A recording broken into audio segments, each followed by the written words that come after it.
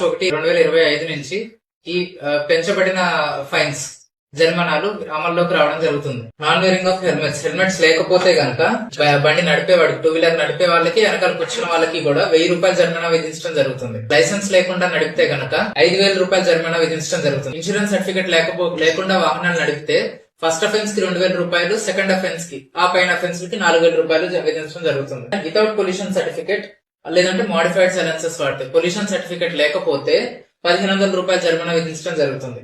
అట్లానే driving dangerously, that is use of hand held communications devices while driving, అంటే mobile వాడి driving చేసినట్లయితే 2 wheelers కానీ 4 వీలర్స్ కానీ, మనకి మొబైల్ వాడుతూ వాహనం నడపడం అనేది ఇక్కడ కామన్ గా మారింది వాహన చోదకులకి. అది ఫస్ట్ అఫెన్స్ కి మాత్రం 1500 రూపాయలు జరిమానా విధించడం జరుగుతుంది. ఆ పైన అఫెన్స్ లన్నిటికీ 10,000 రూపాయల జరిమానా విధించడం జరుగుతుంది మొబైల్ వాడుతూ డ్రైవింగ్ చేస్తే. ఆటో డ్రైవర్లు యూనిఫామ్ వేసుకొని నడపాల్సిన అవసరం ఉంది. యూనిఫామ్ లేకుండా నడిపినట్లయితే 150 రూపాయలు ఫస్ట్ అఫెన్స్ కి, 300 రూపాయలు సెకండ్ అఫెన్స్ కి. Next, obstruction to the checking officer.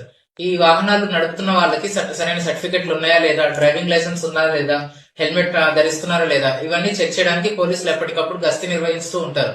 వాళ్ళకి ఏదైనా అబ్స్ట్రక్షన్ జరిపినట్లయితే, లేదంటే వాళ్ళకి సహకరించకుండా ఎదురు తిరిగి మాట్లాడినట్లయితే, నేను పొల్యూషన్ సర్టిఫికేట్ చూపించను, ఇన్సూరెన్స్ అవసరం లేదు, ఇలా ఏమైనా అబ్స్ట్రక్షన్ కలిగించినట్లయితే